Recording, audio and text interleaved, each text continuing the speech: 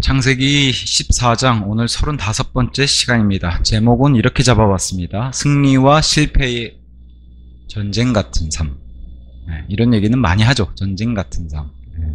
실제로 아브라함이 이제 전쟁을 벌이는 그런 가나안의 전쟁 얘기를 이제 오늘 살펴보도록 하겠습니다.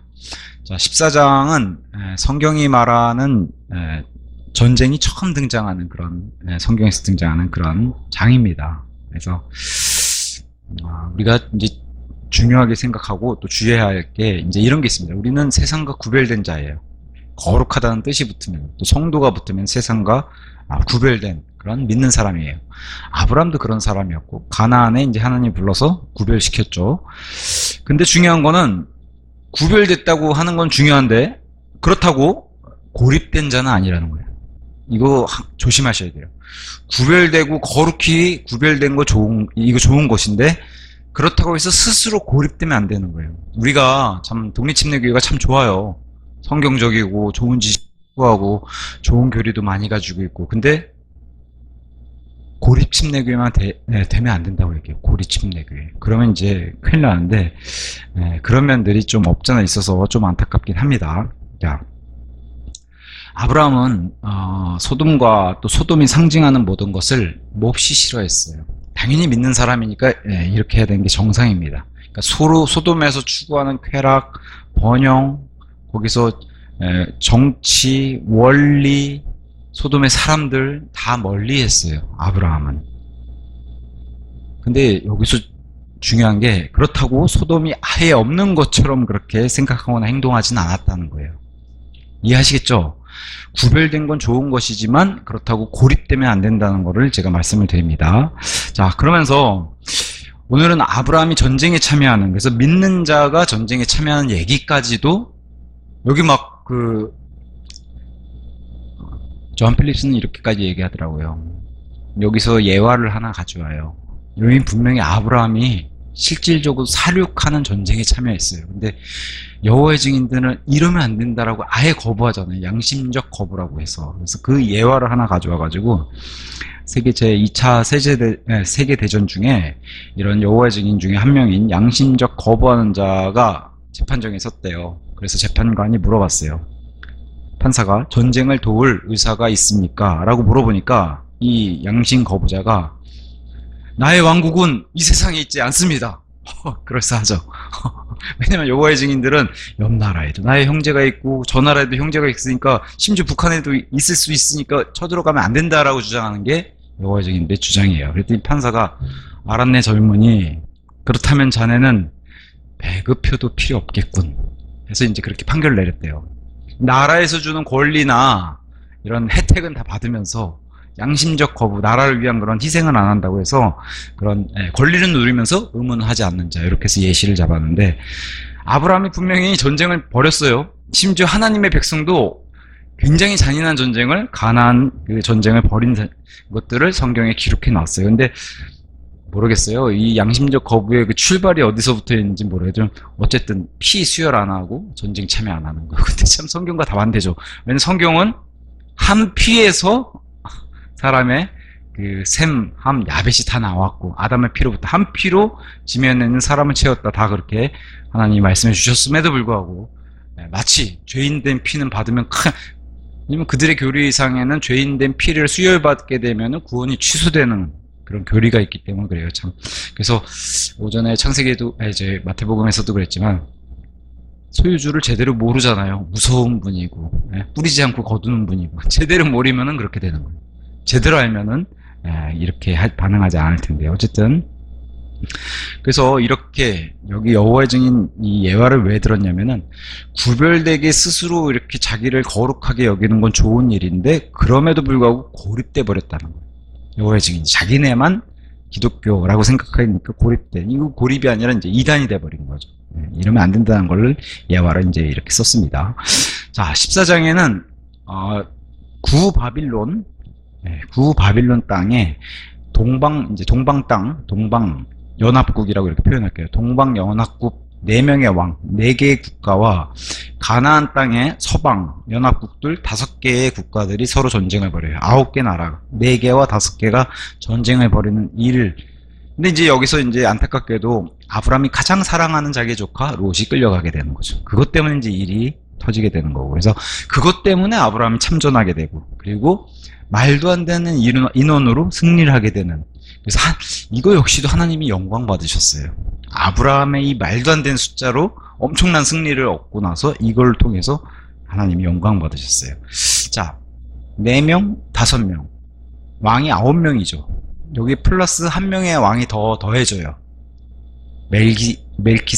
멜키제덱으로 나오죠. 오늘 히브리어 표현으로는 멜키제덱으로 해서 히브리서에 등장하는 멜기세덱, 그 왕이 등장하는 10번째 왕으로. 그래서 총 10명의 왕. 근데 이 10명의 왕 중 마지막으로 등장하는 멜키제덱만 의의 왕. 나머지 왕들은, 세상의 왕들은 의의 왕이라고 표현하지 않아요. 멜키제덱이 곧 의의 왕이다, 이렇게 표현해주고 있습니다. 중요한 단어들이 많이 등장해요. 제사장, 왕, 그죠? 다 처음 단어들이에요. 전쟁, 특히나 빵과 포도즙, 그리고 11조. 어마어마한 단어들이, 상징하는 단어들이 많이 등장했습니다. 그래서 이런 것들이 다 처음으로 기록하고 있는 점에서도 창세기 14장은 매우 중요합니다. 그래서 핵심은 이거예요. 하나님이 중요하게 생각하시는, 하나님의 가장 이상적인 제사장은 분명히 아론도 하나님이 세우셨는데 아론 같은 인간 계열의 제사장이 아니라는 거예요. 그죠? 히브리서가 그걸 얘기해 주죠. 아론보다도 예수님이 훨씬 뛰어난데 그 예수님과 동등한 위치의 신비로운 인물인 멜키제덱 같은 하나님을, 이 제사장은 왕이면서도 하나님을 경배하는 제사장이에요. 이 제사장, 멜키제덱의, 그러니까 멜기세덱의 계통에 따른 제사장, 이게 하나님이 원하시는 히브리서의 말씀입니다. 그걸 원하신다는 것을 사실은 창세기서부터 말씀하시는 거예요. 여기는 아직 아론이 서기도 전인데 이 제사장이자 왕이 하나님이 원하시는 사람이다라고 이제 얘기를 해주는 겁니다. 자, 1절부터 11절에는 이제 동방연합국과 서방연합국의 전쟁이 시작돼요. 성경이 얘기하는, 그리고 성경에 등장하는, 그리고 세상 역사 가운데서도 공식적인 제1차 세계대전이 이거예요. 그죠? 우리가 알고 있는 세계 제1차 대전 열렸던 그거보다 이게 성경이 말하는 공식적인 세계 제1차 대전입니다. 자, 1절 이렇게 시작해요. 그리고 나서 시날 왕 아므라펠과 엘라살 왕 아리옥과 엘람 왕 크돌라오멜과 민족들의 왕 티달의 날들에 이러한 일이 있었다라고 시작을 합니다. 이게 4개국, 동방, 구바빌론. 자, 바빌론은 여기 보면 엘람이라는 왕이 등장한 엘람 왕국. 이 엘람 왕국이 지금의 이란이에요. 그래서 이라크와 이란이 붙어 있잖아요. 그래서 바빌론 땅. 그래서 신할 땅. 이 신할 땅이 바빌론 땅이잖아요. 그래서 신할 땅, 엘람 땅에서 이라크와 이란이 붙어 있는 그 연합국, 그 일대, 그 연합국을 얘기합니다. 여기 이제 특별히 신할 왕 아므라펠이라고 있는데, 이 아므라펠이 세상에서 얘기하는 함무라비예요. 함무라비 법전할 때, 그 구바빌론의 함무라비 법전할 때 그 함무라비입니다. 자, 2절과 3절. 이들이 소돔 왕 베라와 고모라 왕 비르샤와 아드마 왕 시납과 지보이임 왕 쉐메벨과 조알 곧 벨라 왕과 전쟁을 벌였더라. 3절에 이들 모두가 시딤 계곡 가운데서 합류하였으니 그곳은 여멘이라. 여멘, 지금의 사해를 얘기하는데, 거기에 지금 소멸한 소돔과 고모라가 원래 있던 영역을 지금 강조하는 게 시딤 골짜기라고 강조하는 거예요. 성경이 말하는 골짜기는 산과 산 사이에, 우리가 알고 있는 상식적인 골짜기도 되지만 산과 산 사이의 평야도 골짜기라고 얘기해요. 그 골짜기를 지금, 원래는 좀 이따가 여기 소돔과 고모라가 괴멸될 그 공간, 그래서 이 창세기 14장 기록자는 모세잖아요. 모세가 알고 있는 여매 지역, 시딤 골짜기의 지명을 계속 얘기해주고 있는 겁니다. 그러면서 이제 여기 등장한 서방연합국, 연합들 5개국을 얘기하는데, 그래서 전쟁들과 전쟁들의 소문들, 예수님이 이 땅에 내려와서 예수님이 다시 올 때에 이스라엘의 전쟁들과 전쟁들의 소문들이 있을 것이고, 이것은 이스라엘의 대환란의 끝이 아니라 이제 시작일 뿐이다라고 얘기하시는 전쟁들의 소문이 시작이 여기서부터 시작해요. 창세기가 전쟁들의 실질적으로 시작을 했고, 이 소문들의 시작, 그리고 여기 가나안 땅에 사는 사람들은 동방의 왕들이 우리를 치려고 온다더라 한 소문을 여기서 처음 듣는 거예요. 성경적으로 예수님이 말씀하신 너희가 전쟁들과 전쟁들의 소문을 들을 것이다. 그죠? 가나안 땅에 사는 지금 아브라함이 그 소문을 들었단 말이에요. 아브라함의 그런 예표가 되는 거예요. 나중에 이스라엘 백성이 이런 소문을 듣고 대환란의 그런 전쟁들의 소문 듣는 그것의 시작이 바로 창세기가 알려주는데, 전쟁은 너무 간단하다고 얘기해요. 전쟁이 도대체 왜 생긴가? 전쟁이 하나님께서 막 역사하시니까 생기냐? 아니라는 거예요. 성경은 그렇게 얘기하지 않습니다. 전쟁은 처음부터 끝까지 인간의 탐욕 때문에 생긴다고 얘기해요. 야고보서 4장 1절, 너희 가운데 있는 전쟁들과 싸움들이 어디에서 오느냐? 그것들은 여기에서 곧 너희 지체들 안에 전쟁을 벌이는 너희의 정욕들에서 나오지 아니하느냐. 전쟁은 지금도 러시아 우크라이나 전쟁 왜 터져요? 다 자기 안의 탐욕, 정욕 때문에 터지는 거죠. 욕심들 때문에. 인간은 그래서 세상에 일어난 모든 전쟁은 뭐 평화를 빌미로 그런 게 없다는 거예요. 우리 뭐 6.25 전쟁도 마찬가지고요. 이 모든 전쟁을 봤을 때 인간은 탐욕적이라는 것을 입증할 뿐이라는 거예요. 그래서 유엔 기구가 전쟁 벌이지 말자, 우리가 한번 평화를 이루어보자 했는데 유엔이 창설되고 나서 전쟁이 더 많이 생긴 이상한 이런 역설적인 일이 발생했다는 게 바로 인간이 너무 탐욕적이고 그것을 전쟁으로 입증할 뿐이라는 것을 보여주는 거랍니다. 그래서 전쟁은 원하는 것을 죽여서라도 얻고자 하는 타락한 인간의 본성이라는 거예요. 내가 원하면 죽여서라도 가지려고 하는 거. 그게 바로 전쟁이라는 겁니다. 여기 가나안 전쟁도 최초의 종류는 똑같아요. 원하는 걸 가지지 못해서 생기는 전쟁이 이걸 말해준다는 거. 4절, 12년 동안 그들이 크돌라오멜을 섬겼는데 13년째 그들이 반역을 일으켰더라.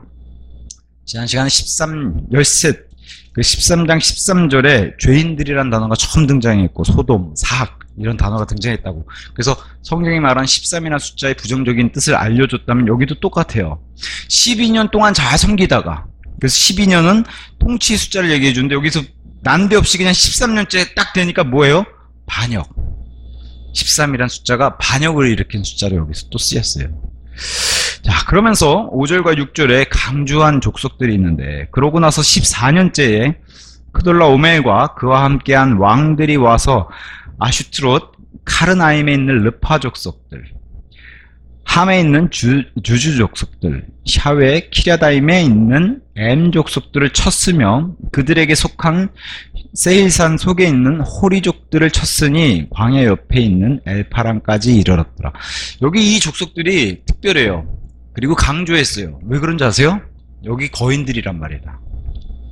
그러니까 저긴 동방에 있는 4개국 연합국들의 파워가 얼마나 센지 성경이 강조해 주는 거예요.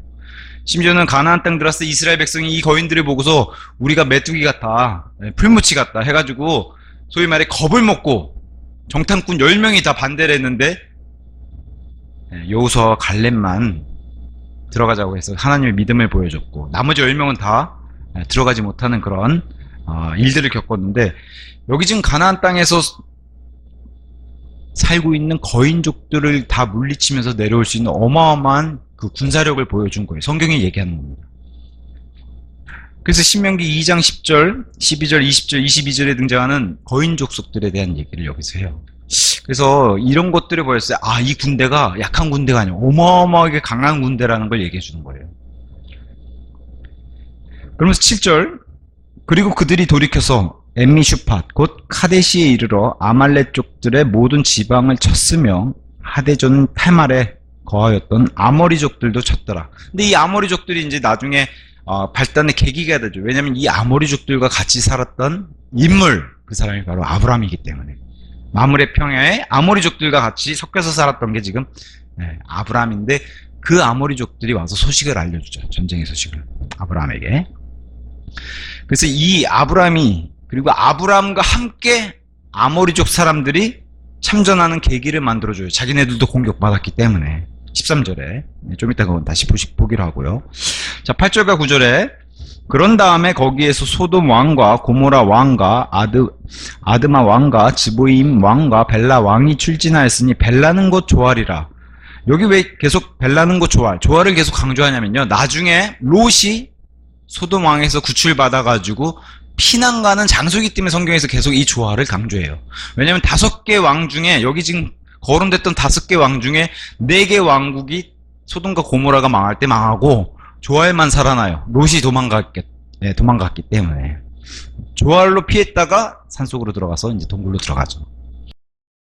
자, 그들이 시딤 계곡 가운데서 그들과 교전하였으며 9절에 엘람 왕 크돌라오멜, 이 엘람이 지금의 이란이라고 생각하시면 돼요. 엘람 왕 크돌라오멜과 교전하였고 민족들의 왕 티탈과 시날 왕 아므라펠과 엘라살 왕 아리옥과 교전하였으니 4명의 왕들이 5명의 왕들과, 그러니까 동방의 4명의 왕들이 서방의 5명의 왕들과 교전하였더라.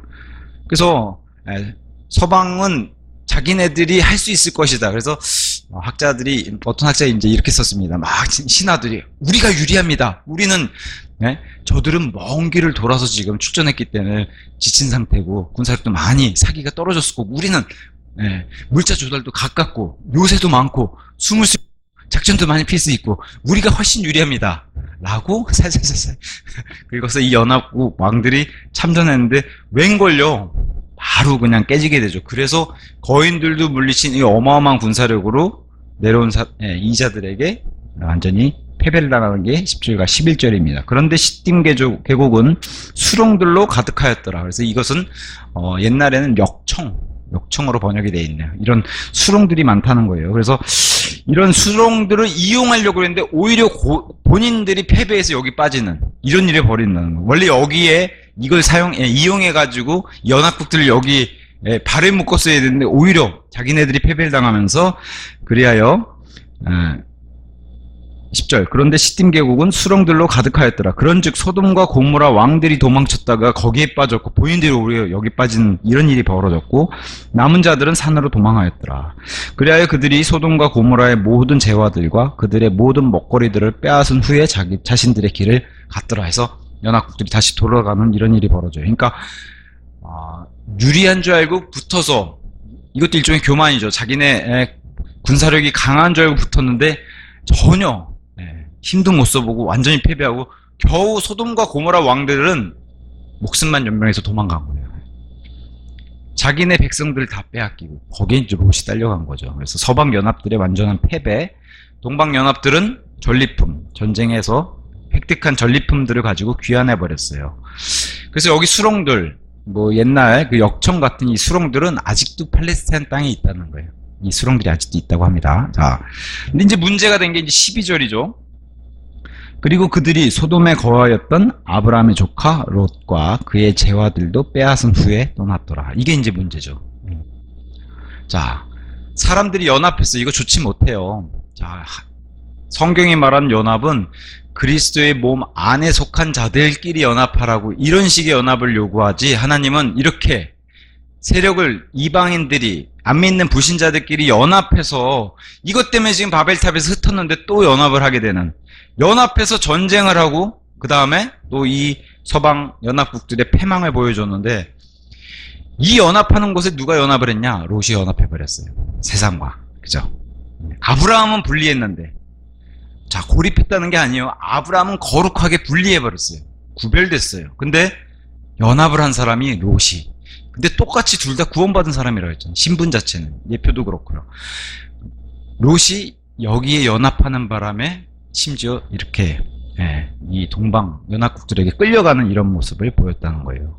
자, 그래서 이런 표현을 어떤 학자가 썼어요. 롯은 잠시 순례자의 신용만 보였다는 거예요.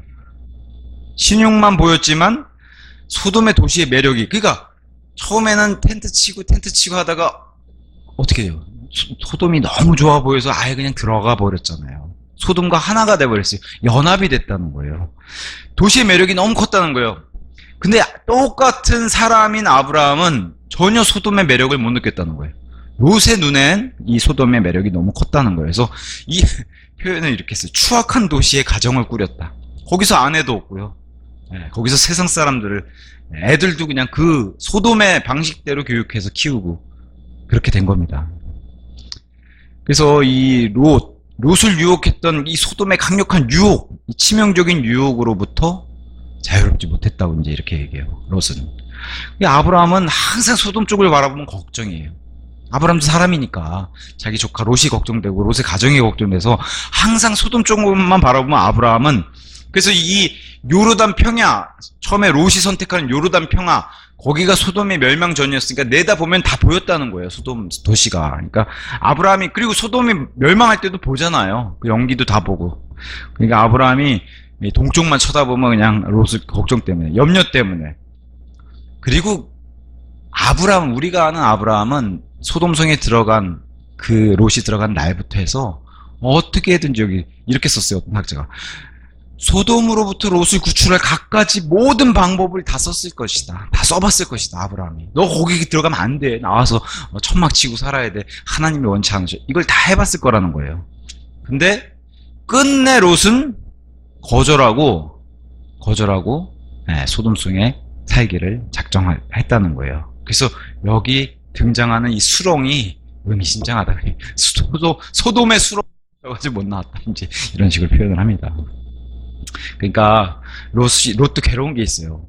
가정을 꾸리고 막 애들도 낳고 이러다 보니까 아내가 일단 떠나기 싫어했다는 거예요. 이건 이제 뭐 학자들의 추정이지만 졸라대는 아내가 이제 떠나기 싫어했고, 자식들이 막 세속적으로 크다 보니까 자식들도 이제 천막 치고 살면 그게 사람 사는 거야. 우리 소돔에 이렇게 번쩍번쩍이 발전된 이런 삶이에요. 그래서 세속적인 자식들의 욕구라든가 아니면 아내와 아이들, 그리고 롯의 눈에조차도 재물을 사랑하는 이런 탐욕들 때문에 소돔을 떠나지 못했다. 이제 이런 표현을 했습니다. 자, 롯은 세상 사람들과 함께 연합했기 때문에 세상 사람들과 함께 고난을 받았어요. 그게 지금 오늘 14장에서 보여주는 거예요. 세상 사람들과 연합해버리니까 안 믿는 사람들이잖아요. 불신자들하고 연합하니까 그들과 함께 고난을 받은 거예요. 끌려간 거예요. 포로로. 이런 모습들을 보여준 겁니다. 그래서 롯은 분명히 의인이었고 구원받은 사람이에요. 성경이 그걸 명확하게 얘기해 주는데도 불구하고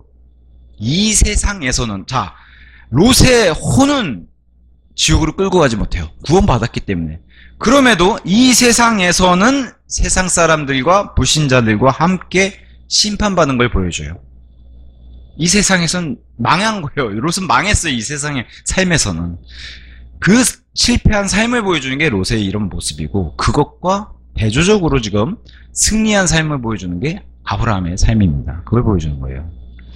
그래서 이런 멋진 표현했어요.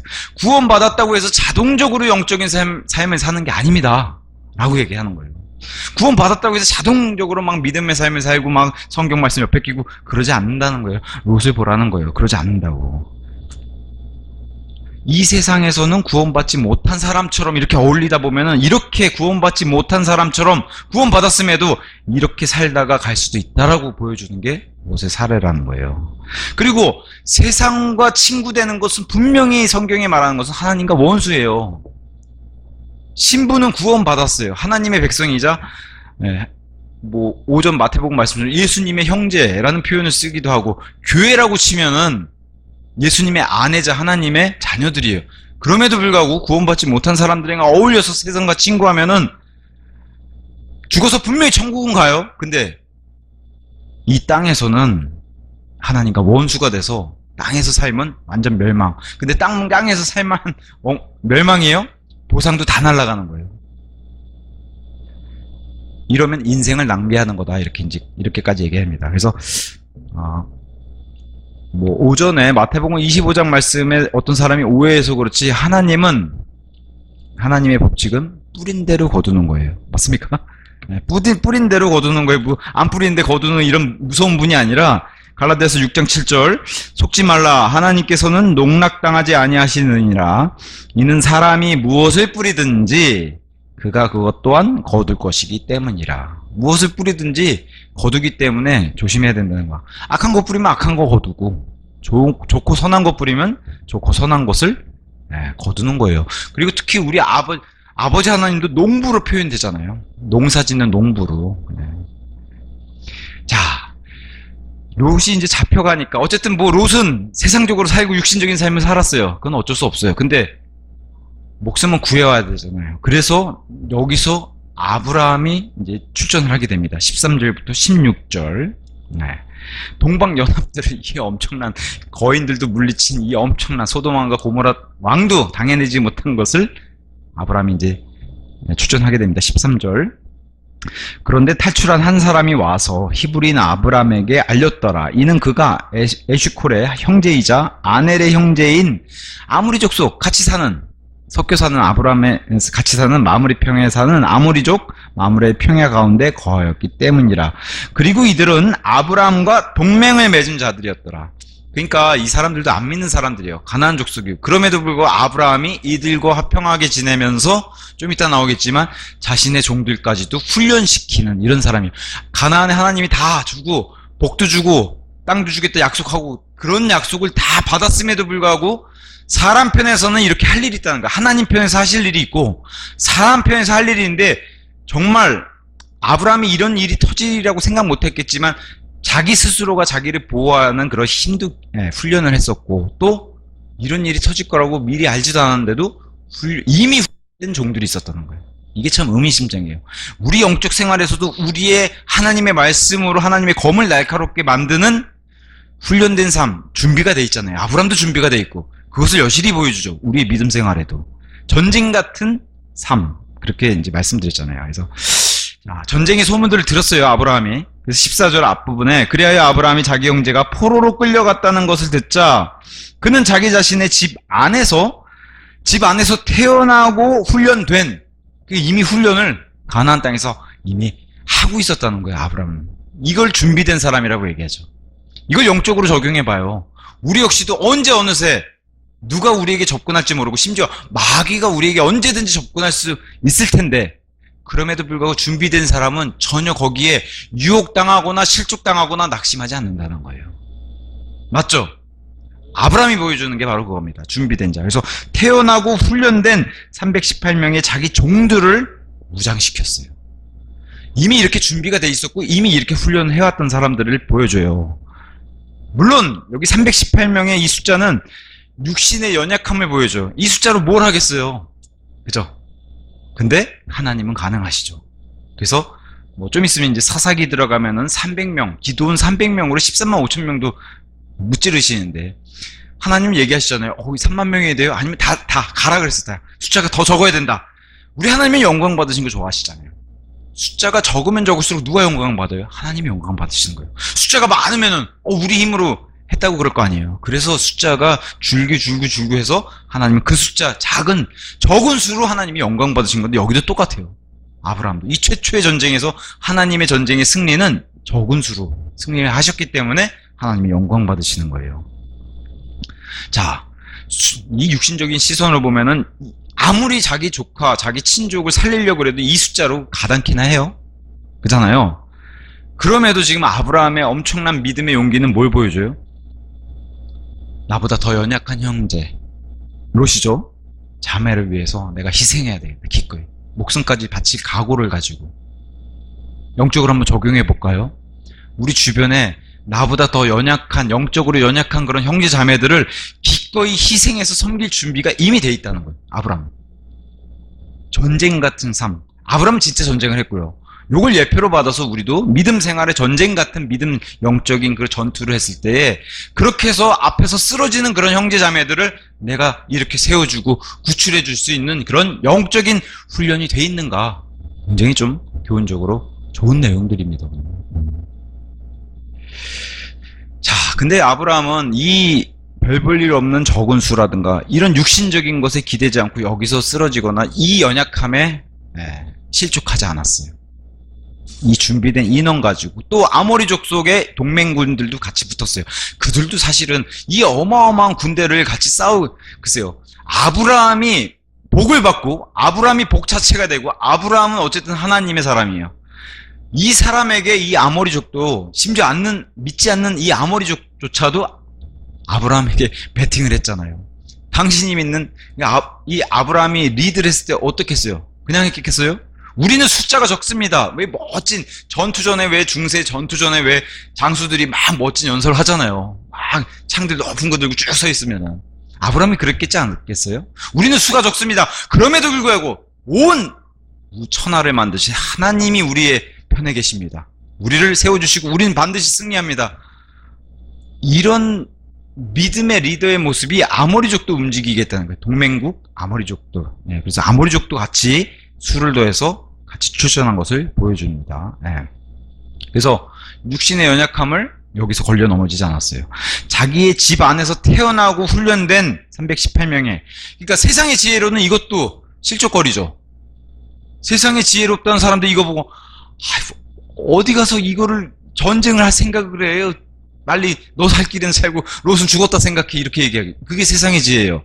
근데 어때요? 하늘로부터 내려온 지혜는, 우리 하나님은 전능하시고 우리 하나님은 막강하시니까 가능하다. 이게 세상의 지혜와 정반대는 하늘로부터 내려온 하나님의 지혜죠. 그래서 하나님을 신뢰하고 하나님을 의지하는 거, 이게 아브라함이 보여준 거예요.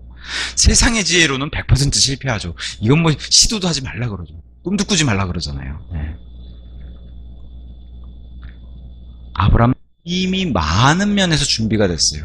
약속된 땅도 받고요, 자신의 주시겠다는 땅, 거기 살면서, 근데 이들을 훈련시켜 왔다는 거, 참 이게 의미심장한 거예요. 준비되어 있다는 거. 예. 이렇게 준비되어 있어야지만 영적인 삶에서도 새로운 초신자들이 왔을 때 이들을 굳건히 세워줄 수 있다는 거예요. 그쵸? 초신자들이 왔을 때 이들을 든든히 세워주고, 쓰러질 때 이들을 붙잡아줄 수 있는 그런 영적 교훈도 우리가 받을 수가 있습니다. 자, 14절 뒤에. 자, 무장시켜서 어디까지 쫓아가요? 이스라엘 훗날. 아직은 단이 안 세워지는데, 모세가 기록할 때는 이 단을 세우잖아요. 좀 있으면. 그래서 이스라엘 백성들이 알고 있는 그 단까지, 훗날 세워질 단을 여기다 기록을 하는 겁니다. 그래서 단까지 그들을 뒤쫓았고, 단을 넘어서가지고 시리아의 다마스쿠스, 15절에, 그리고 그가 밤에 그들을 대적하려고 직접 그와 그의 종들을 나누어 그들을 쳤으니 다마스쿠스 왼편에 있는 호박까지 그들을 뒤쫓았더라. 그리고 그리하여 그가 모든 제와들을 탈환하였으며, 또한 자기 형제 롯과 그의 제와들과 여자들과 백성도 다시 데려왔더라. 모든 것을 되찾아왔어요. 모든 것을. 자, 롯의 편에서 한번 볼까요? 롯의 입장에서 엄청난 은혜죠. 롯이 무슨 받을 자격이 있어요? 없죠. 그래서 은혜라는 거예요. 롯이 무슨 받을 자격이 있어요? 이런 죽어도 마땅한, 이런 세상에 연합하고 세상에 육신적으로 살고, 너 그렇게 살래? 개처반으로 살래? 도대체 하나님 구원받았던 사람이 도대체 예배도 안 드리고 소돔성에 푹 빠져가지고 애들 교육도 그렇고 아내도 그렇고 이 지방의 가정의 질서도 그렇고, 너 그러고 살래? 근데 어떻게 돼요? 롯이 받을 자격이 없어요. 그래서 은혜라는 거예요. 이런 호의를 받을 자격이 없어요. 아브라함이 그를 사랑했다. 그래서 은혜라는 거예요. 아브라함이 하나님의 입장에서 롯을 사랑해줬어요. 그게 은혜라는 겁니다. 그래서 우리 예수님도 이와 같이 저 셋째 하늘에서 모든 영광을 뒤로하고서 이 세상의 초림에 초라하게 오셨잖아요. 영광을 다 뒤로하고 초라하게 오셨어요. 아브라함도 지금 자기 보물들, 자기 가족들 목숨 걸고 지금 나온 거예요.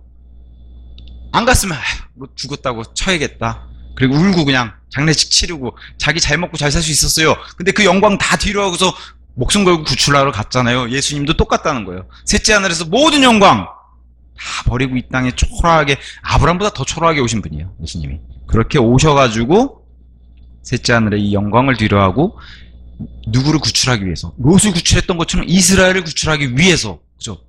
이스라엘을 구출하기 위해서 오셨는데, 초림에선 이스라엘이 거부하는 바람에 재림에 다시 오셔가지고 이스라엘을 완전하게 구출하시러 다시 오신다는 거예요. 그게 로마서 11장 26절.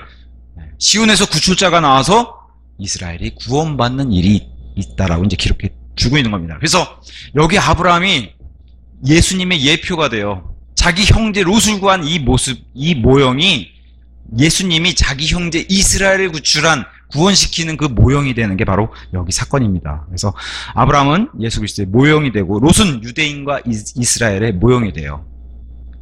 받을 자격도 없어요. 그죠? 배은망덕해요. 심지어 초림에는 예수님도 죽였어요. 그럼에도 불구하고 예수님이 자기 형제로 사랑하시잖아요, 이스라엘을. 아브라함이 그걸 보여줘요. 롯은 받을 자격도 없어요. 아주 그냥 개차반으로 살았어요. 그럼에도 불구하고 아브라함이 롯을 사랑했어요. 자, 세상과 연합한 모습이 똑같다는 거예요. 롯과 이스라엘이. 반역도 똑같아요. 롯도 하나님의 백성의 신분에서 하나님을 반역하고 세상과 친구가 돼서 하나님과 원수가 된 상태예요. 반역이에요. 그랬더니 어떻게 해요? 이방 민족들에게 끌려가잖아요. 이스라엘도 똑같죠. 유대인도 나중에 포로로 끌려가고 반역하면 그렇게 된다는 걸 예표로 여기서 창세기부터 보여주는 거예요. 롯의 일화를 통해서. 근데 자신의 형제인 아브라함을 통해서 롯을 사랑하는 모습을 보여주시면서 예수님도 내가 이스라엘을 절대로 버린 일은 없다. 그죠? 그래서 끝까지 사랑하시고 구원해 주시죠. 이스라엘을 되찾아오시죠. 심지어는 이스라엘 사람만 되찾아요.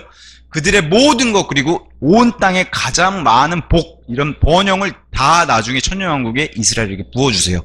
이 아브라함이 되찾아오는 재화들처럼. 그죠? 심지어는 영원한 땅으로 주시죠. 아브라함과 약속해서 영원한 땅, 그리고 잃어버린 모든 것을 다 되돌려서 찾아오시는 게 바로 예수님이 하시는 거예요. 아브라함이 지금 그 예표를 보여주는 거예요. 그러면서 이제 등장하는 게 멜키제덱입니다. 의의 왕. 17절부터 끝까지 24절까지. 자, 17절. 그런즉 아브라함이 크돌라 우멜과 그와 함께 있던 왕들을 사륙하고 나서, 자 보세요. 왕들을 사륙했다. 굉장히 치열했던 전쟁을 보여줘요. 근데도 아브라함 편에서 하나도 해를 입거나 이러지 않았다라고 보여줘요. 이것은 누가 영광받으실 일이에요? 하나님이. 엄청 치열했다는 걸 보여줘요. 그래서 나중에 15장에 가면 엄청 두려워해요.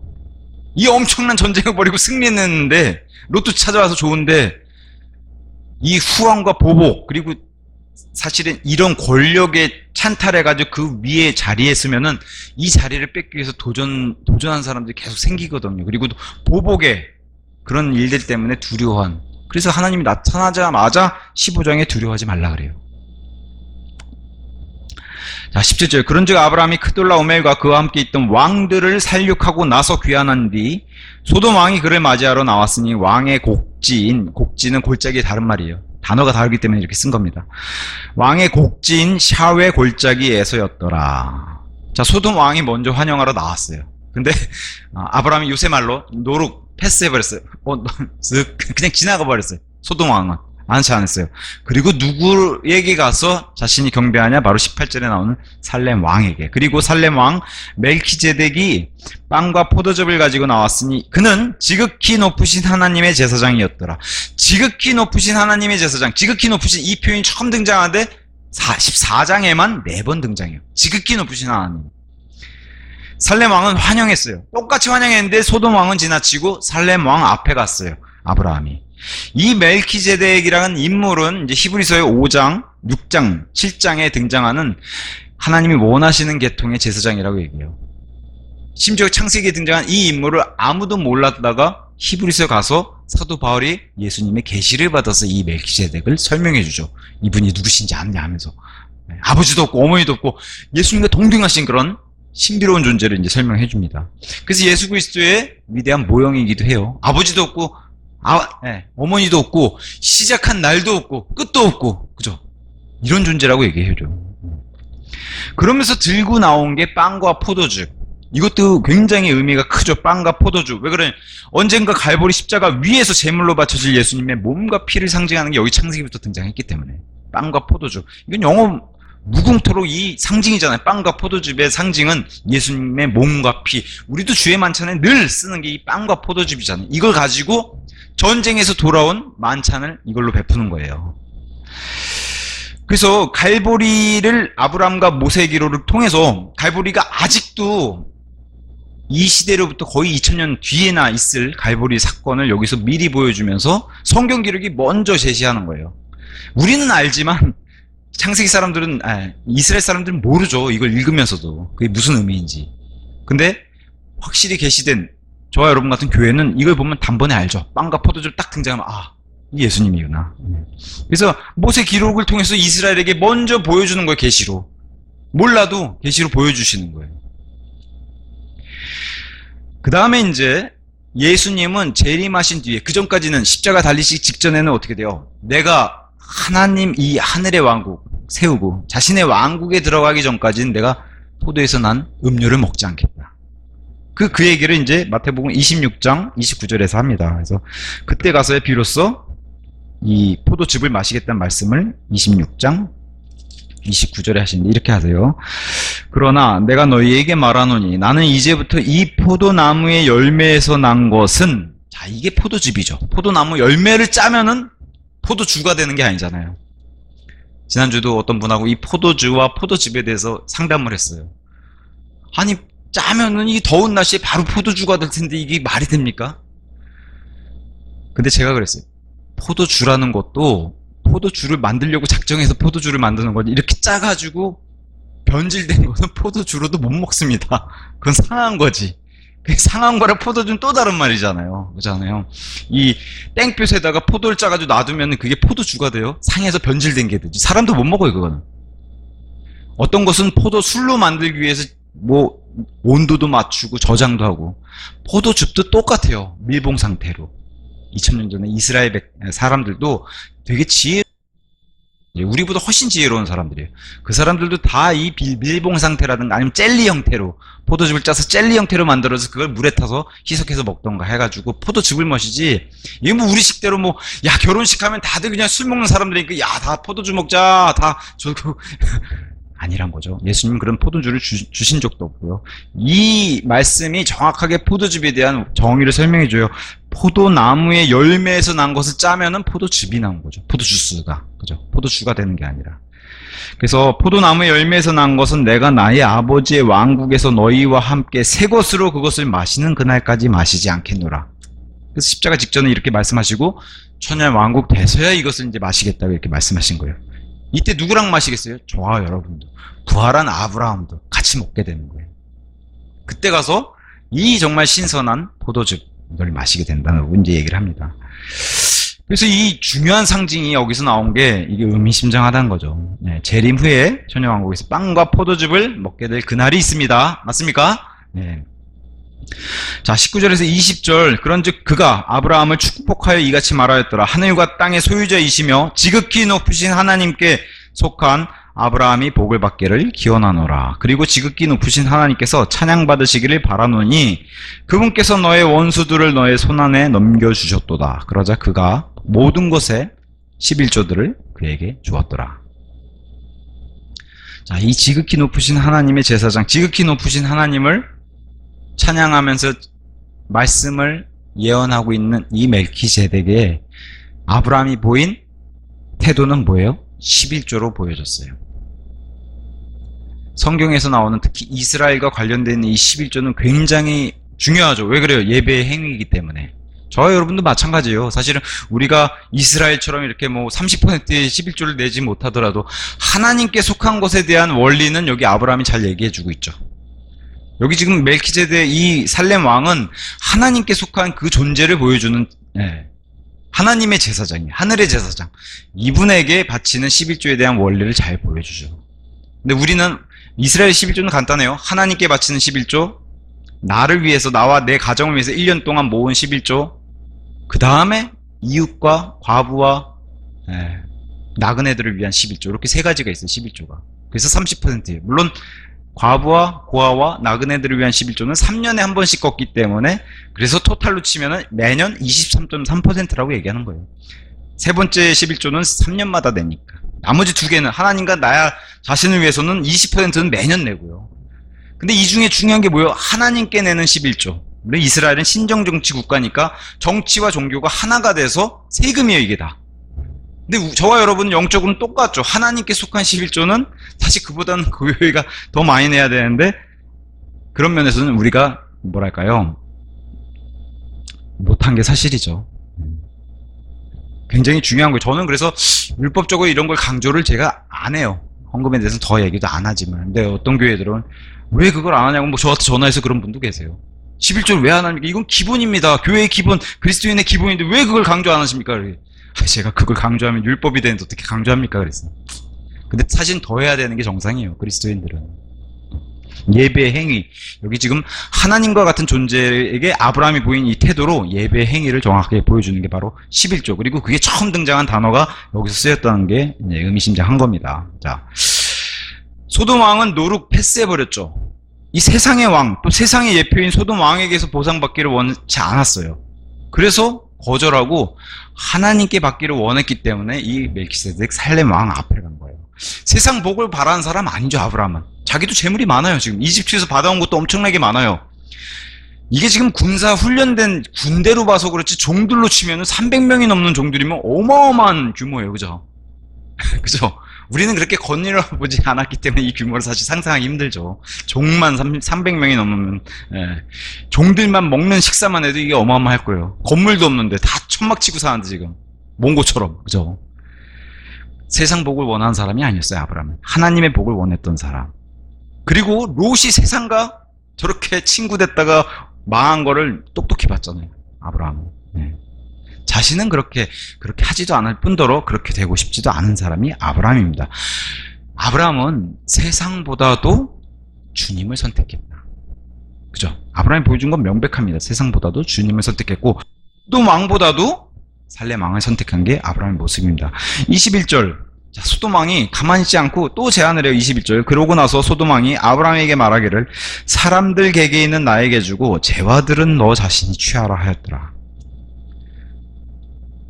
지금 하나님의 지극히 높으신 하나님의 제사장인 멜키세덱과 긴밀한 교제도 나누고 그분께 경배를 드리고 이런 와중에 영적인 위기로 툭 치고 들어온 게 바로 소돔 왕이에요. 뭘 예표하고 있냐? 마귀를 예표해요. 근데 이 제안이 굉장히 소름 끼칩니다. 나는 재물이 필요 없어. 마귀가 얘기하는 거예요. 만약에 여기다 마귀를 집어넣어봐요. 대입을 시키면 소돔 왕에게 마귀가 아브라함에게 말하기를 재물은 네가 취하고 나는 사람만 다오. 사람의 혼을 원하는 게 마귀예요. 그죠? 사람들 객에 있는 나에게 주고 나는 사람들을 원한다는 소돔으로 다 끌고 가고 싶어하는 게 이게 마귀의 전략이라는 거예요. 재물이 뭐가 필요하겠어요? 마귀. 우리 하나님도 재물이 필요 없지만 마귀도 재물이 필요 없어요. 이 세상이 다 자기 거기 때문에 마귀도. 자기에게 경배하면 다 줄. 마귀도 그 능력이 있잖아요. 내게 경배하면 준다 그러잖아요.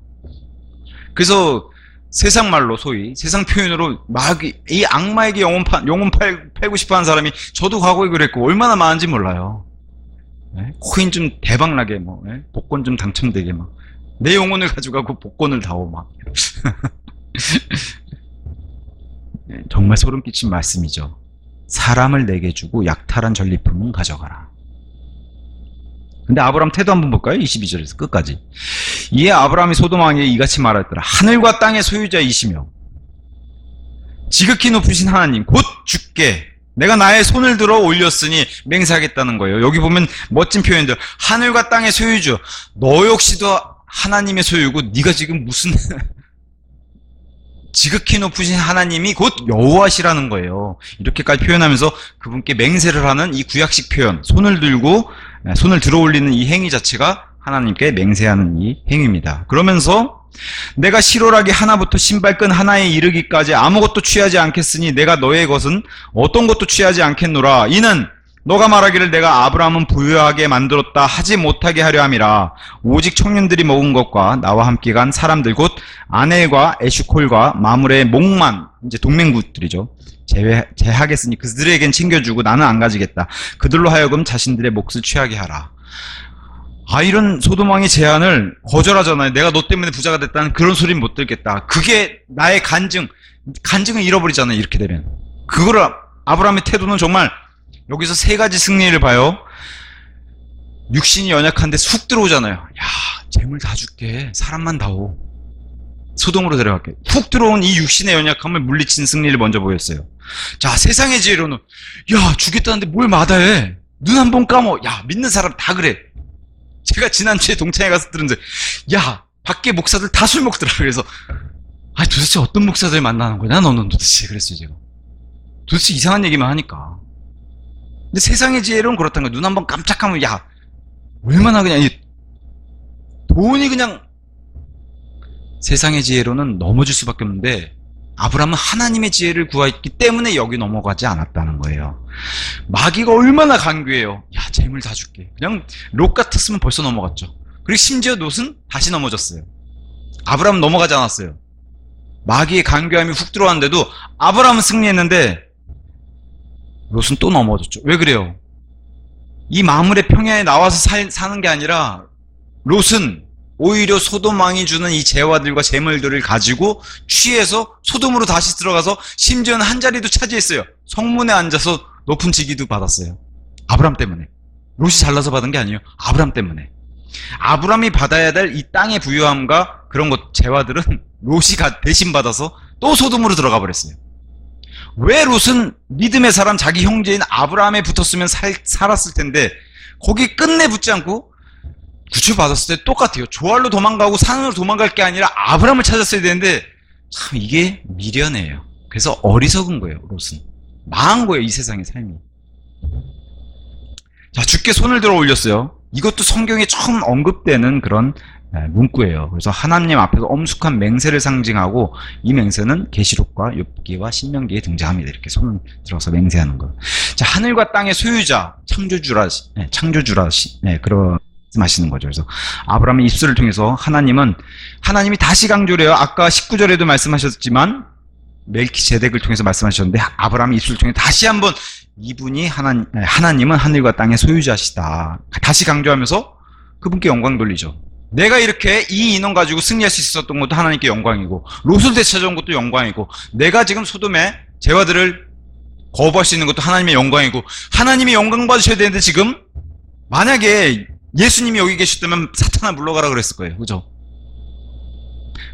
여기 만약에 유다 이스카리옷, 베드로 이런 사람들이 있었어요. 예수님 왜 그러세요? 이거 가지고 가난한 사람들 도우면 좋잖아요. 이렇게 얘기하지 않았겠어요? 근데 예수님은 아시죠. 사탄아 물러가라.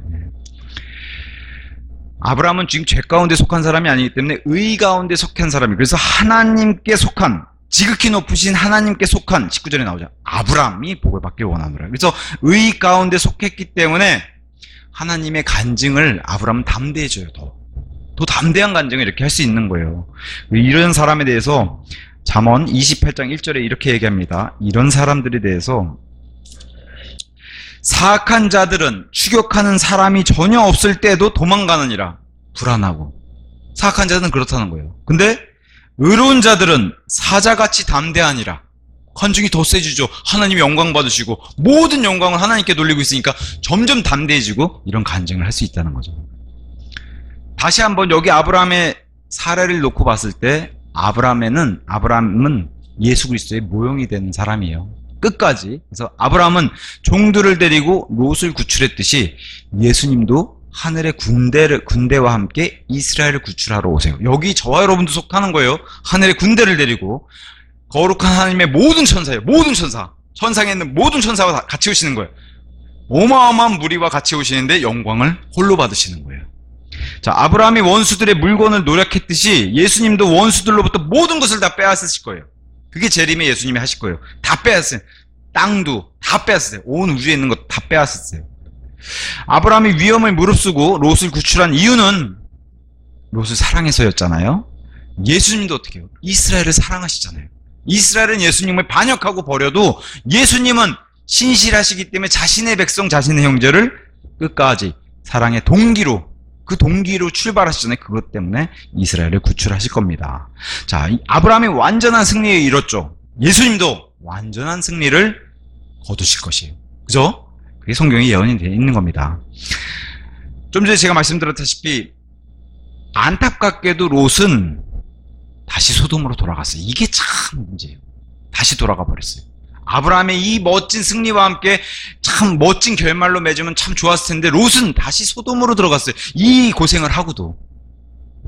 심지어 소돔 왕이 주겠다는 거 아브라함이 거절했는데 그걸 롯이 받아서 들어간 거예요. 자리도 차지하고. 그래서 이 소돔 성이 무너지는 그 내용이 등장했던 창세기 19장 1절에 뭐라고 기록되어 있냐? 롯이 아주 아브람 자기 삼촌 잘 둔 덕에, 그러고 나서 저녁에 두 천사가 소돔에 이르렀더라. 그리고 롯은 소돔의 성문 안에 앉아 있었더라. 이게 그냥 앉아 있는 게 아니라 직위를 받은 걸 뜻해요. 성문에 앉아 있는 게. 당연히 소돔 왕이 너의 삼촌 아브람 때문에 우리 가나안 이 연합국들이 다 살았다. 그래서 롯에게 이걸 대신 아브라함의 것을 줬는데, 롯이 그냥 박수를 치면서, 이집트 갔을 때도 그랬죠. 이야, 삼촌, 이 차와 집과 이 보아와, 저기 뭐가 되죠? 그 롯에게는 삼촌의 아내니까 사례가 뭐가 되죠? 숙모가 되나요? 아니면 작은 엄마가 되나요? 어쨌든, 어쨌든, 자기 작은 엄마든 숙모든, 롯은 좋아했어요. 이집트 간 거. 그래서 소돔이 눈에 들어왔던 거고. 근데 이거를 받아다가 지금 소돔으로 다시 들어가서 부자가 된 거예요, 롯이. 롯은 실패했죠.